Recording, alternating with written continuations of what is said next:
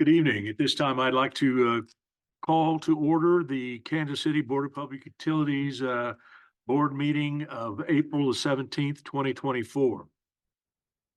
We'd like to welcome all listening or viewing this meeting of the Kansas City Board of Public Utilities, whether in person or through technology. This meeting is being recorded, both audio and video. During the visitors' comments section of the agenda, community members who wish to speak to the board will be asked to provide their name and address and will then have 3 minutes to speak. Members of the public using Zoom that wish to address the board need to use the raise hand feature at the bottom of the application or window to signal that they wish to address the board during the visitors' comment section. In addition, there will be a public comment section after the general manager / staff reports. During this section, the public may comment on the evening's presentations. Members of the public connected by phone only need to press *9 to indicate they wish to address the board in the visitors' comment section.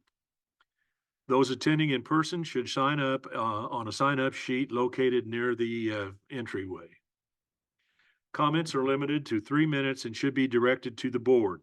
As these comments are public, the board cautions visitors to not discuss confidential account information or information on an account that is not in their name. Staff will not provide individual account information or history in an open meeting. As always, the public may also email or call the BPU with any concerns. The agenda and presentations may be found on the BPU website, or if you are using Zoom, they will appear on your screen. As a reminder, this is a business meeting of the Board of Directors, and we will conduct the meeting accordingly. The following rules apply to this meeting. Every person in this room will act respectfully towards each other. Personal attacks and accusations toward any person will not be tolerated. State your specific issue to the board only. We will then determine staff's involvement, and attendees shall refrain from any side discussion or individual commentary that interferes with speakers or with attendees at this meeting. If side discussion is necessary, please take it outside the boardroom. If any of the rules above are breached during the meeting, that individual is subject to removal from the boardroom. My name is Tom Groneman, 2nd District and Board President. Other members of our board and staff include Jeremy Ash, who's our acting general manager this evening. David Haley is here remotely, I believe. Stevie Wakes on my left, 1st District. Brett Parker, 3rd District. Mary Gonzalez, member at large, position number 1. Rose Mulvaney Henry, member at large, position number 3. And our counsel this evening is Casey Meyer. A reminder to put your phones on silent. And please also be aware that the microphones are very sensitive and can pick up and record comments made from anywhere in the room. Before we begin our meeting, I would ask that you please rise and join me in reciting the Pledge of Allegiance. I pledge allegiance to the flag of the United States of America and to the republic for which it stands, one nation, under God, indivisible, with liberty and justice for all.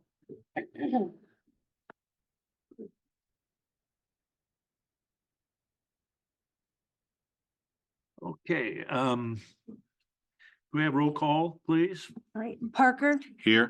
Gonzalez, here, Groneman, Here. Haley, Here. Wakes, Here. Mulvaney Henry. Here. We have a quorum. Or I asked for a motion to approve the regular session agenda. Are there any comments on the agenda? I believe that the agenda has been, the original agenda has been amended, and everybody has a copy of the amended agenda to include the resolutions regarding the infill housing. This is Rose. I move to approve the second amended agenda for the regular session of April 17, 2024. Second. Okay, roll call, please. Parker, Aye. Gonzalez, Groneman, Aye. Haley, Aye. Wakes, Aye. Mulvaney Henry. Aye. Motion carries.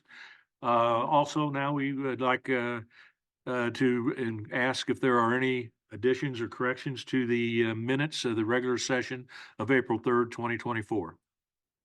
Move to approve the minutes of April 3rd. Second. Okay, roll call, please. Parker, Aye. Gonzalez, Aye. Groneman, Aye. Haley, Aye. Wakes, Aye. Mulvaney Henry. Aye. Okay, this time I'm going to turn the meeting over to Mr. Ash. Thank you, Mr. President. Chris, we have any visitors on this?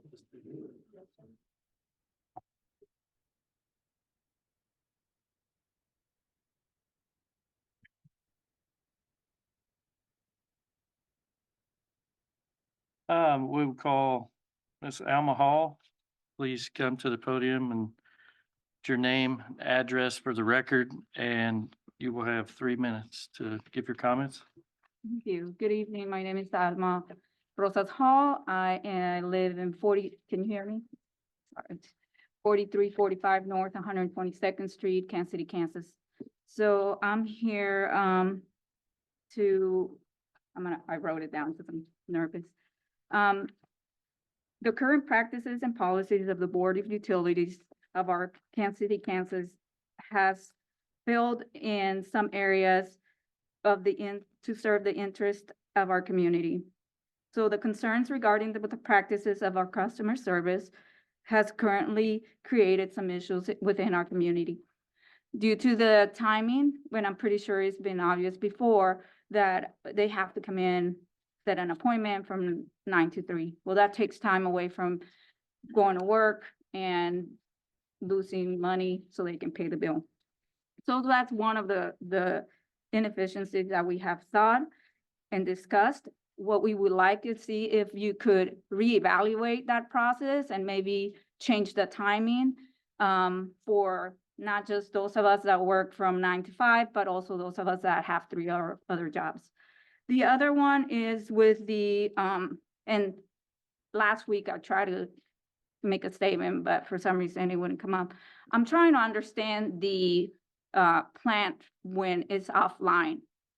When other companies that go have utilities or the offline goes gets stabilized, most of those employees go into furlough. My question is, if that's happening, if the plant is offline, is that fully staffed? That was one of my questions that I wanted to ask last week, but for some reason I couldn't get in. So because of our fiscally responsibility, I want to make sure that all of us understand that process.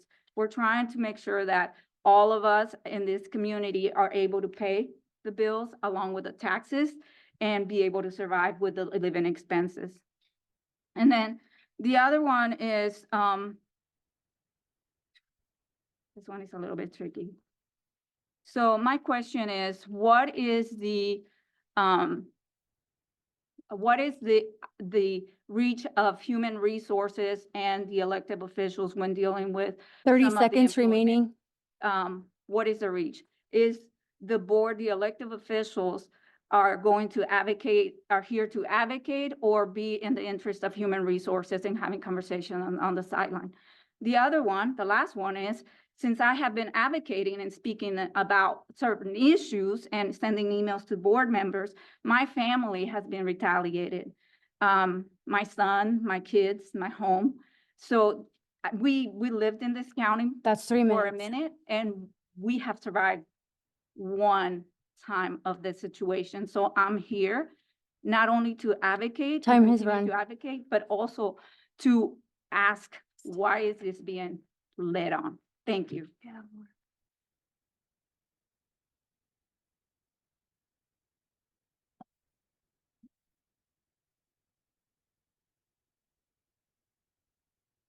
Jeremy, do you want to have somebody follow up with her on the question about this, the downtime at the plant?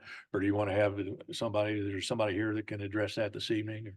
We have a couple people here. Don's here and Jaron's here. But basically, when the plant, we participate in the SPP energy market.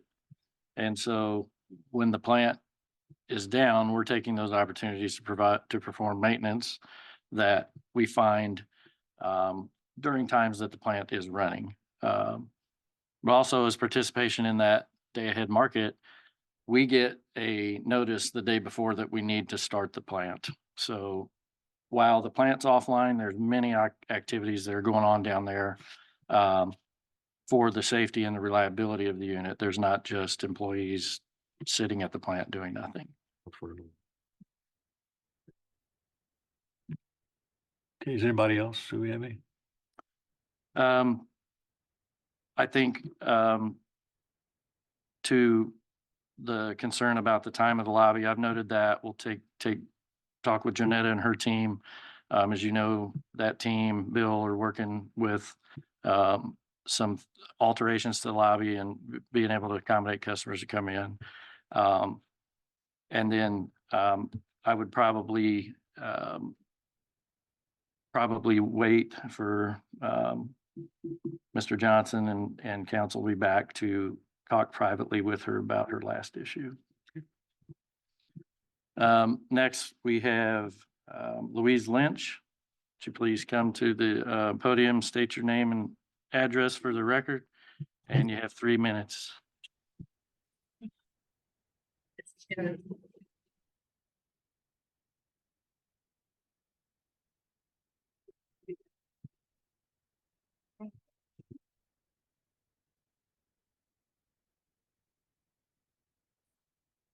They're not going to speak. They're just going to hold up a poster for me. My name is Louise Lynch from Kansas City, Kansas. So today I want to talk about a meeting that happened last night in regard to the budget. And something happened that I thought would never happen, defending BPU and Bill Johnson at the meeting last night. There should never be a time that a resident feels they have to defend what took place at a prior meeting. What you see here are pictures of Ashley Hand and several other people. Reginald Lindsay, Ashley Hand.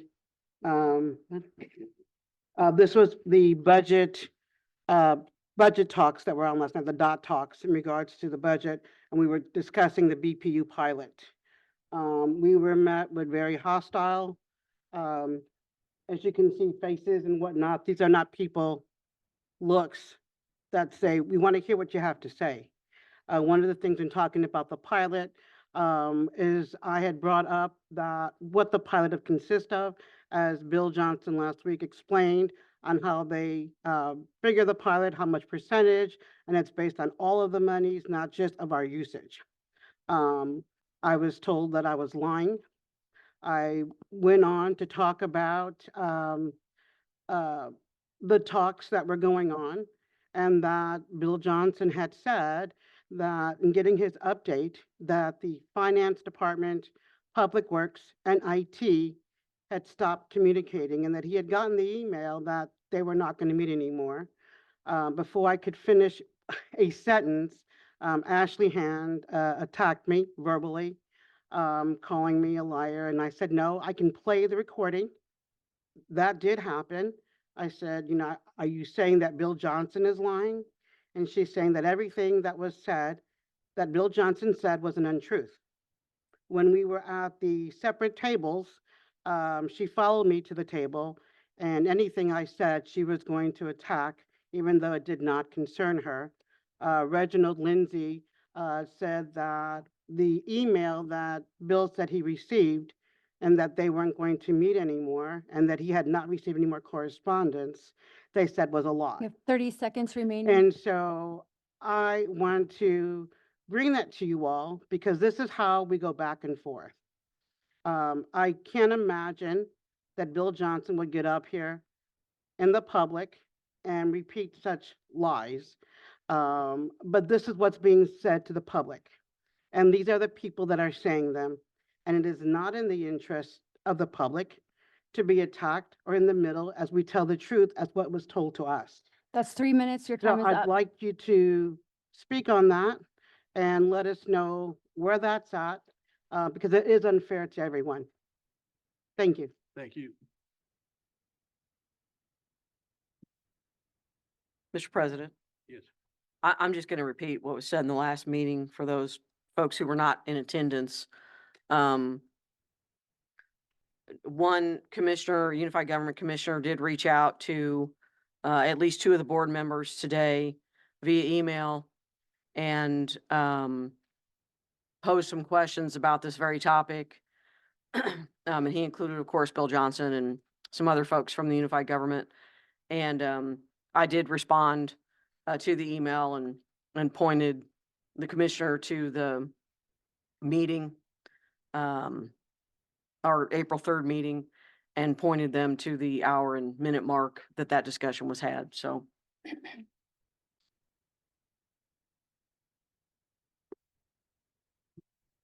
Rob, is there anybody online wishing to speak? No, sir, there are no hands raised. Thank you. Okay, that concludes the visitor comments. So we go to the general manager staff reports. Thank you. First up, we have AJ Kofelt, I think, here, and he is here to provide some commentary. And I think we have some of the team members here from Reuben Brown as well to give us an update on the internal audit process.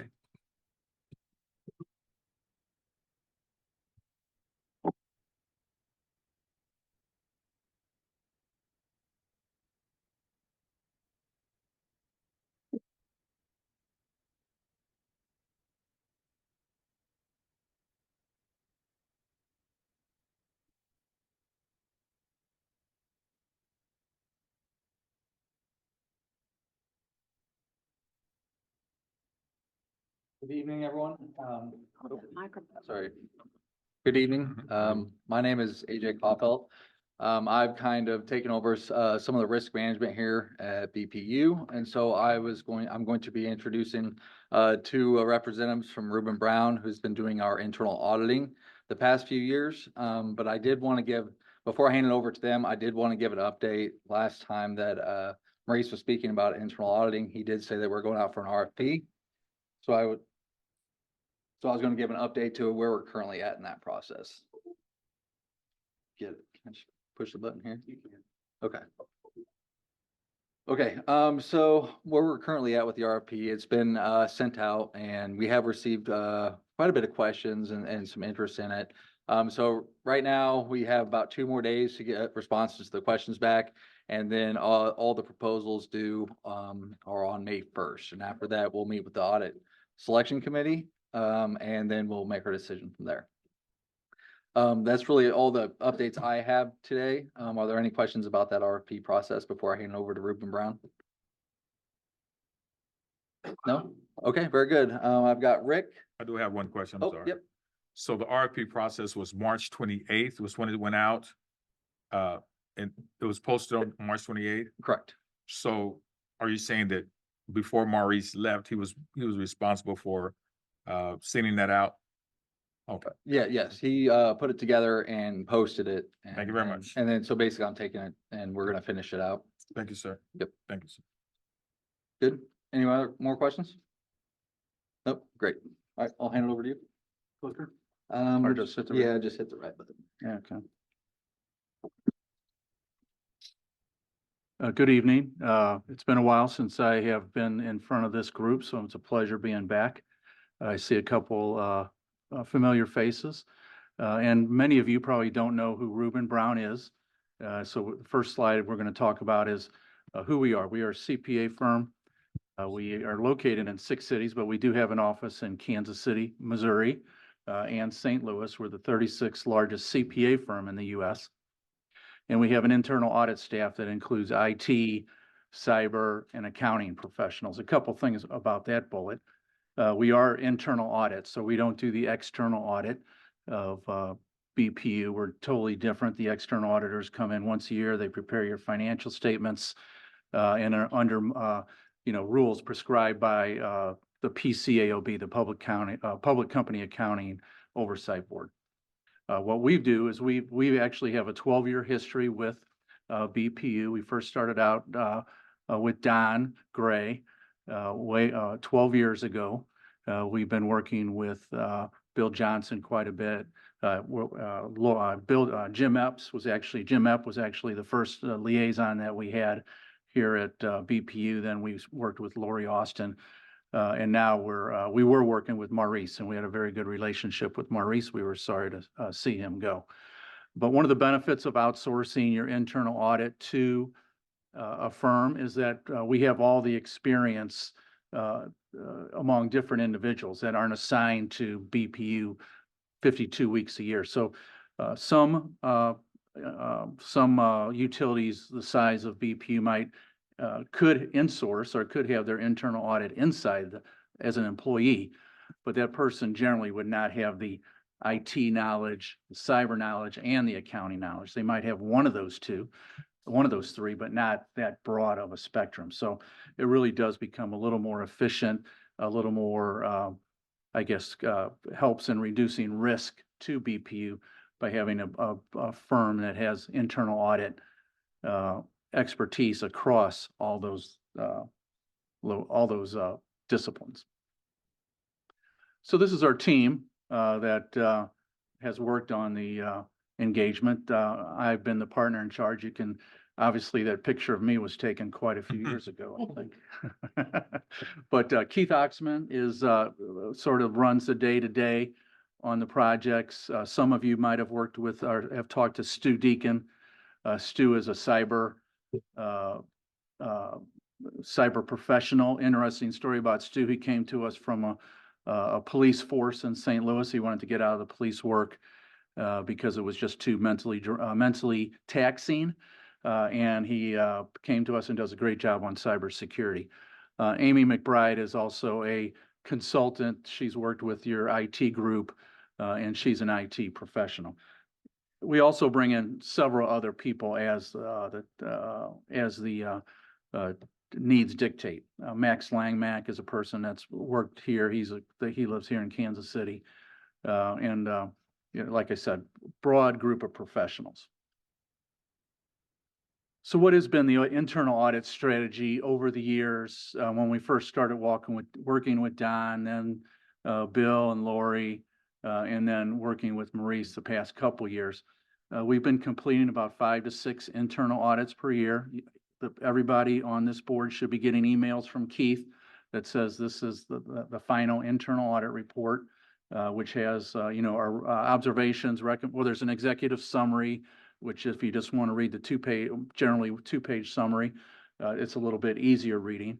But then there's also followed by the detailed observation, recommendations, and just as important, a management response. So a management response to each recommendation is included in the report, internal audit report. And the BPU management has done a great job over the years of saying, okay, here's what we plan to do. Here's the date it plans to get done. And it gives enough detail so you know they're not just disregarding the recommendation. And Bill Johnson does a great job of making sure that those management responses are consistently written in the best interest of the utility. We do conduct at least one IT internal audit per year, very important. IT touches every function in the utility. It touches probably every citizen of Kansas City, Kansas. So we try to work with the IT, and I see Jerry's here today. We try to work with the IT group on at least one internal audit per year. We also include internal audits of operations. We've been out to the electric plants. We've been out to the water plants. We also do non-financial functions like HR, payroll, which could be considered a non-financial function, purchasing, those type of things. But the majority of our time really is spent on accounting controls, working in Lori's group, making sure that there's appropriate internal controls over the day-to-day financial processing of accounting transactions, billing, accounts receivable, cash receipts, cash in and cash out is the easy way to explain what if there's cash coming in or cash going out. You want to make sure there's appropriate controls in that area.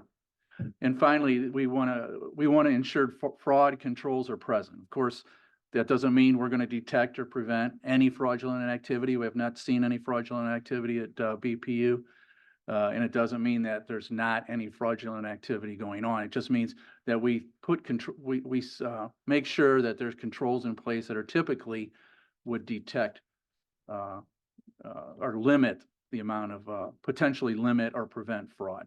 That's a very important. And that was really when we first came here 12 years ago, that was a big objective of Don Gray, is to, we want to make sure that that the BPU does not get in front of does not get bad press, that their reputation is kept intact, et cetera. These are just some examples of, this isn't a complete list of internal audits that we completed over the past 3 years. In 21, cybersecurity assessment, looking at vendor management, which is important. If you remember at that time, that was when Target was going through, Target went through their big security issues, and that was caused by an outside vendor. System access review and segregation of duties, always important. 2022, we looked at billings and online payments, customer service, looking at their processes. And then in 23, payroll and human resources, IT general controls, which is password controls, access, making sure terminated employees are taken off the day that they leave, and purchasing card admin review. And the way we've generally, what we do is we work with management to decide, okay, what are the most appropriate areas during the year? Where do we want to concentrate our time during the course of the year? It's like I said, the strategy that we generally have taken is IT audit, mostly accounting controls, and then also looking at maybe a department or two. That was really my prepared remarks for tonight. Any questions or comments that anybody would like to make? Just a question regarding your work with us and relationship with us. Does it end this year? I hope not. No. My question, does the contract year end this year? Yeah, the Because contract. of the stated fact that you've had this relationship and you are going to provide a final audit. So that means that would be the end of your work before we decide again on our next. Right. So we have, so a couple things on the external audit side. There is rules about how long a partner can be on a job and how long, and there's things that sometimes utilities or corporations, any entity rotates every 5 years. And so when we originally signed the first contract 12 years ago, we signed for 3 years, got a 2-year extension, put out RFP. And then we luckily won that another 5 years, 3 + 2. And then during the pandemic, things were a little, disjointed. So we worked on a purchase order for 1 year. And now there's another RFP that's going out. We have submitted our intent to bid on that. And so we'll go through the bid process as AJ explained, along with everybody else. We do have one last internal audit in process right now. That's inventory controls that we're going to issue our final report, or definitely issue a draft report in April. Hopefully get it out the door, finalized in May. Thank you. And the other question I had is who decides who the internal auditor is for BPU? Part of our purchasing policies, anytime we send out an RFP, there's a grading committee assembled, and that committee comes up with the grading criteria. And that committee then evaluates all of the responses, and the grades shake out where they shake out. And so that committee is the one who makes the determination, final determination. That's correct. Thank you so much. Anything else? Again, I'm sorry to continue to pursue this. So if the internal committee, it's an internal committee, correct? Correct. Is the internal committee makes that decision, is that not another risk factor? Because it's an internal committee that makes the decision as to who does the internal audit? Well, I would say best practice is that generally with government organizations such as this, they're all, I have not seen it where an external party was making the evaluation of the RFP and the proposals. It's always a committee. Okay. They put in in the RFP, they said, here's how, there's certain grading criteria. And then there's generally 4 or 5 individuals that are on a committee Okay. that evaluate it. So that's generally what we generally see across all functions. Thank you so much. And then one more question. Sure. Who chooses the committee? Well, Maurice, when he headed up the project, would have chose this committee, probably in partnership with, Becky, I would imagine, who is the person in purchasing that kind of helps pull everything together and puts the RFP out. Thank you very much. Answered all my questions. Thank you. Good questions. Anything else? Would you tell me what you're currently working on that you're gonna give us a report on real soon? It's the inventory controls. Thank you. Thank you very much. All right, well, hey, thank you. We appreciate the work we've done with BPU and enjoy it very much. Thank you. And I think next we have Janetta here with her team to give us a quarterly customer service update.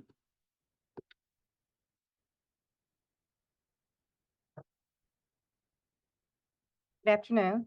We are going to give our customer quarterly update. Our supervisor of customer relations, Gabby Freeman, is going to give that. We also have Mark Maslowski here, who does a lot of our analytic work with our numbers, with our data that we get in, and so they have prepared this. Thank you.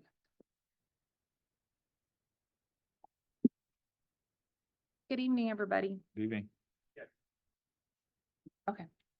No, you're good.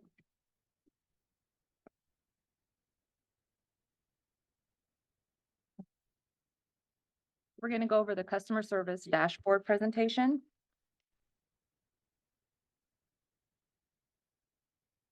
And we'll be discussing accounts, financial assistance, delinquent accounts, call metrics, and survey responses. So the first slide, this is going to cover first quarter data for the current year and previous year. So you can see that the paperless billing signups continue to increase, and they have more than doubled 2024 compared to 2023. And the new net meter accounts are comparable to 22 and 23. And then Flex Pay is similar to the previous years. That program stays pretty stable with the customers. The next slide is also going to be quarter one data for the current year and previous years. So you can see the payment arrangements are higher for the first quarter of 2024, but we expect them to level out during the remainder of the year. And then the 2024 LEAP assistance is trending quite higher than 2023.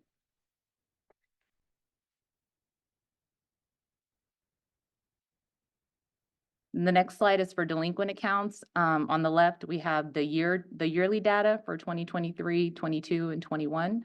And then on the right side, we have the quarterly data for 23 and 22. So you can see the late fee counts increase for the first quarter of 2024 compared to 2023. And this was due to the billing that we did for the stormwater only accounts in February. And then the late fees are averaging $233,000 a month, approximately. And this is down approximately $42,000 a month compared to the first quarter of 2023.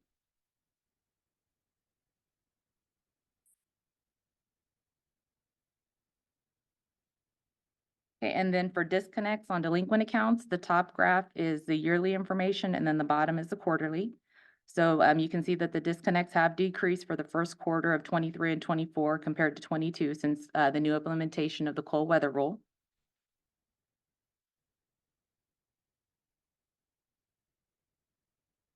Then the next screen is going to be our call metrics.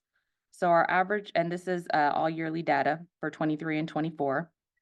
The average talk time remains consistent at 5 minutes.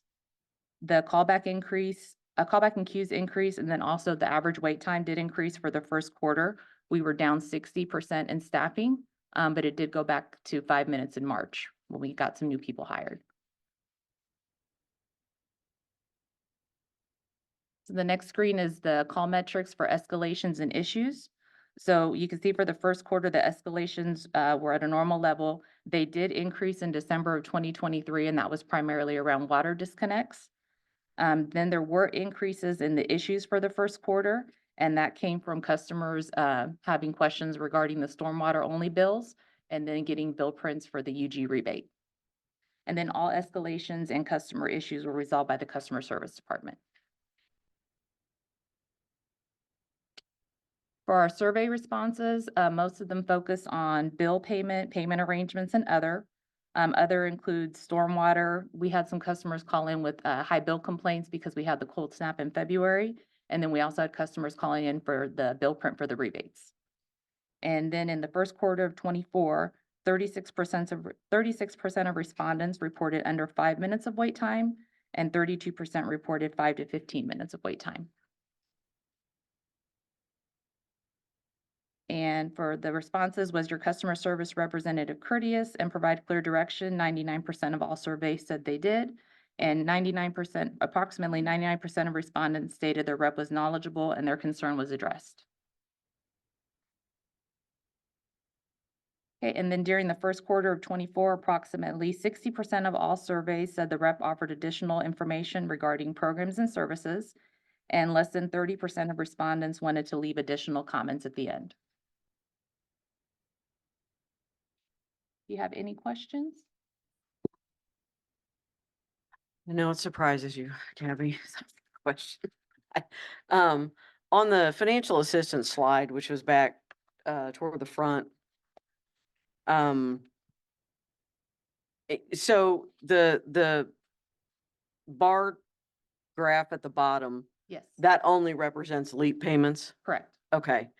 And do you guys have the data on hardship, utility assistance, et cetera, that which we run through the United Way and that which we, I think, don't run through United Way?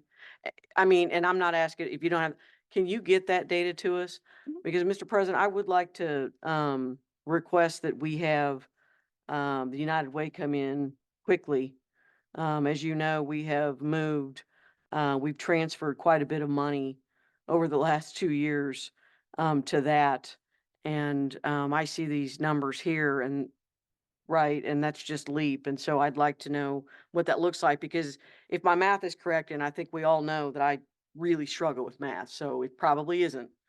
But it looks like if I'm doing it correctly, the arrangement amounts and the total arrangements that we have, is it roughly 500 to between $500 and $550 per customer? Is that what that represents? Probably, yes. Yeah.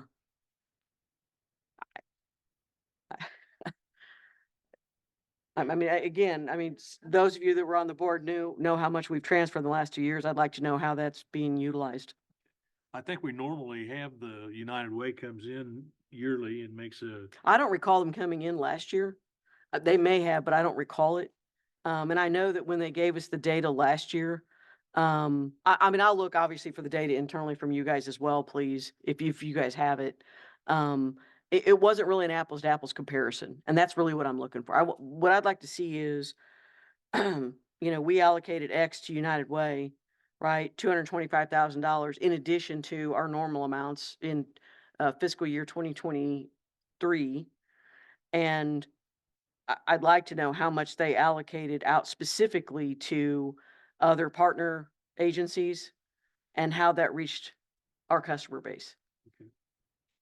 So I don't think they've been there since we allocated that additional. I don't think we have amount. I either. don't think United Way has been here to report. That's right. okay, we'll make a That note. was just through the and- budget in Mhm. December. Jeremy, will you make a note? Well, in both And- years though, because we did a transfer in 2022 as well as 2023. Remember? I know, I was only remembering 23. We did it 2 years. We did it twice. We'll make a note and pass that to Mr. Johnson and make sure that we get that included on an upcoming board agenda. Thank you, Mr. President. Just so I understand, I think I do your question correctly. All of the other assistance outside of the LEAP funding United Way and others, where are they allocating that money from their organization? How much of those dollars are actually getting back into BPU customer assistance? Right, and every one of those organizations, should have that information readily available as they're all 501c3s. But the last time we got a summary from them, and I did ask for them to redo it, and I don't think they ever redid it. So I'm looking for some specifics here because we keep allocating. We're looking at, a handful of customers, of our entire customer base. They're struggling paying $500 bills, or $500, having to make payment arrangements for that. And I feel like the money that we have allocated out there could probably cover this, right? So we shouldn't have these customers struggling. Sorry, Gabby. Thank you. I'm sorry, Gabby, I had a question as well. A couple of questions. One regarding the disconnection fees. Was that changed in our policy or not? Or have we not yet changed that? The policy hasn't been finalized yet. Because I also wanted to know where we are with that, with the policy change regarding the disconnection fees, also with the deposits as well. I wanted to know where we are with that, but if we haven't yet. Yeah, Those so Stevie, the policy committee is meeting again a week from this Friday. So the 26th, I believe, is the date. Is that right? The 26th? The 26th, to, I believe, I'm gonna cross my fingers, to finalize the draft to present back to the full board at a work session. So that's sort of where we're at in that process. Thank you. Yes, sir. Any other questions for the customer service team? I don't have a question, Mr. Acting General Manager. But I do have a comment. And from when I started on the board, where we are now with these KPIs for customer service, this is just leaps and bounds of improvement. And I know that this was not easy. I know it was extremely tedious. I know you guys work close with Jerry and his team, and thank you for this because this is really, I think, finally giving us some indication of where we actually are and where we've improved and where we can continue to improve. So thank you guys for your dedication to that. Thank you. Appreciate it.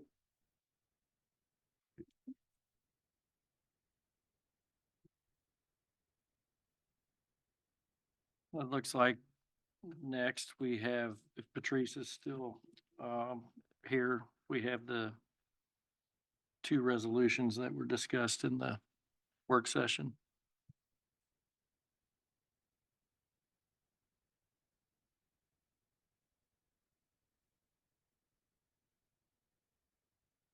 Hello again. Hello again. We are presenting Resolution 5298 and 5297 for approval. 5298 is resolution authorizing General Manager of the Kansas City Board of Public Utilities to waive water fees east of I-635 until December 31st, 2025.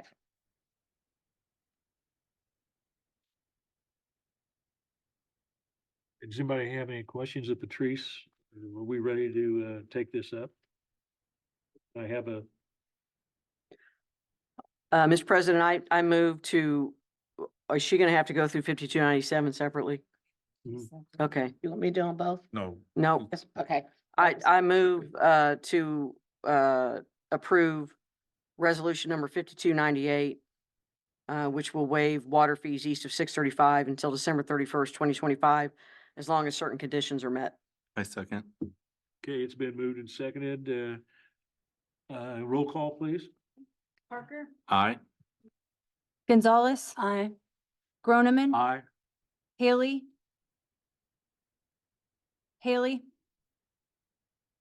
Wakes, Aye. Mulvaney, Henry. Aye. Motion carries. Okay, Resolution 5297. resolution authorizing the waiving of certain fees in support of the Unified Government Infill Housing Program. I move the approval. Second. Okay, it's been moved and seconded to approve, resolution 5297. Roll call, please. Parker, Aye. Gonzalez, Aye. Groneman, Aye. Haley, Wakes, Aye. Mulvaney, Henry. Aye. Motion carries. Thank you very much.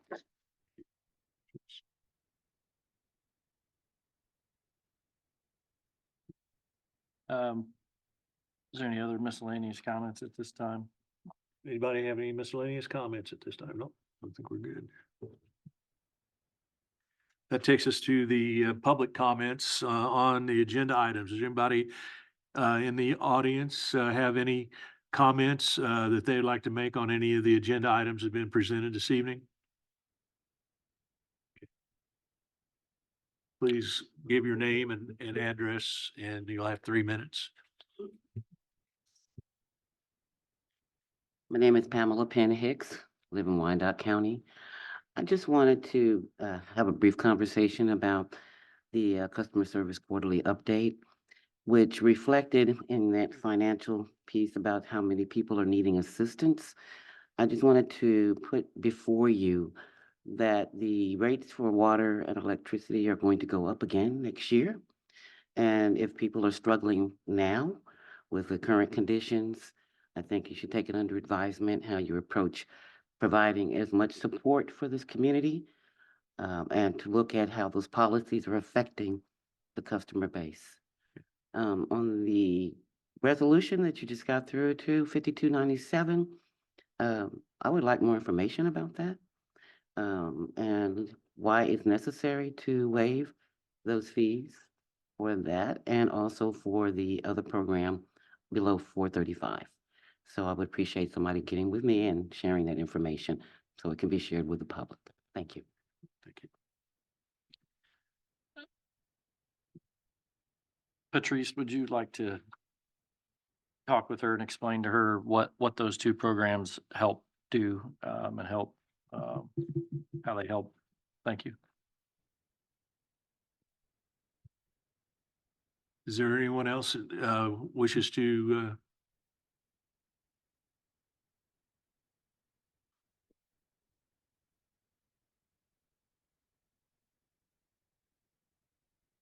So, just real quick, what is the, what is the just for the record and for the audio and stuff, would you please give your name again? Yes, Alma Hall, and I live in Kansas City, Kansas. The question is, what are the stipulations or qualifications for someone to request support to pay the bills for BPU? Like, what is it?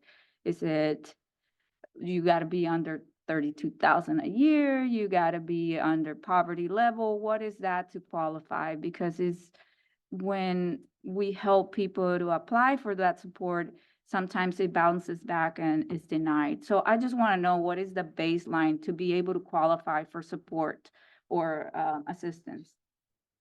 So there's several programs and each of them have a different stipulation. The customer service team is here and they can either explain those to you or maybe perhaps even email them to you tomorrow if you'd like to Email speak with would be Jeanette or fine. Gabi. Yeah. Yeah. And the other one is that when you do your surveys and all your presentations of the audits, is that a public, can the public request those, or is that a no? It's public, it's all public record. It's all public record. Is that published in your website, which is, by the way, kind of hard to find? Or is that something that is put out via request? I believe all the audit data is on the website. It's on the website. I think so. And again, because I'm trying to navigate the website, I don't walk around saying that I'm amazing in technology, but could you kind of even, like where, when I go and I click on the little stars, it will go to policies or surveys or something that BPU publishes on a monthly basis. I will have David Milhoff to follow up with you tomorrow and show you, email you a click path or Yes. how to get there. Yeah, it's just because, I'm navigating for other people, so I would like to, practice makes me better as I'm helping someone else. Thank you so much.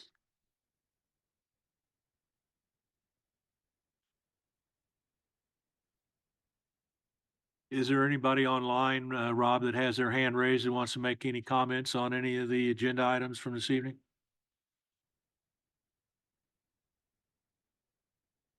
Okay. So that takes us to board comments. Rose? Mr. President, I don't have any comments tonight. Thank you. Mary? Just thank everybody that did the presentations and presented the materials. I don't have any comments tonight. Thank you. Steve? Yes, ditto to, thank you to all those who made presentations, particularly staff. Thank you so much. Senator Haley, are you with us? Do you have any comments that you'd like to make? Like to thank staff and like to thank those that came and presented, Mr. President, from the public in terms of their concerns. I too echo the concerns about the lobby and how the lobby should be more reciprocal for what the actual working ratepayer is having to deal with. And also to thank Jeremy for doing, Mr. Ashley doing an exceptional job today and stepping in. I hope that maybe during his tenure, he could look at some of the issues or the concerns that people are having that we're trying to address by the board, the expansion of it, including the division of the bill, and that he would be proactive in his tenure, however short or brief it might be at this juncture for some future concern. That's all I have right now. Thank you, Mr. President, members. Okay. My comments would be that at the next board meeting, which is May the 2nd, the first Wednesday in May, I'm going to be attending remotely. I have cataract surgery that morning. They only do surgeries on Wednesdays, and next Wednesday I have the one eye, and then the following Wednesday I'll have the second eye. So I will be attending remotely. So Good luck. Vice President will have to take your place during the meeting. I'll be online, great, but great. if I don't know whether I'll be able to read anything, maybe might, if Mr. Haley's here, we might have him, conduct the formal, meeting. Thank you, sir. And I It'd just. be an honor. It'd be an honor, but certainly hope that your surgery goes well and then that you're doing well during that course. And I'd be honored too. Okay, Thank you. Thank you, Mr. President. thank you. Other than that, I would entertain a motion to adjourn. I move that we adjourn. Second. Okay, it's been moved and seconded that we adjourn. Roll call, please. Parker, Aye. Gonzalez, Aye. Groneman, Aye. Haley, Aye. Wakes, Aye. Mulvaney Henry. Aye. We are adjourned. Thank you.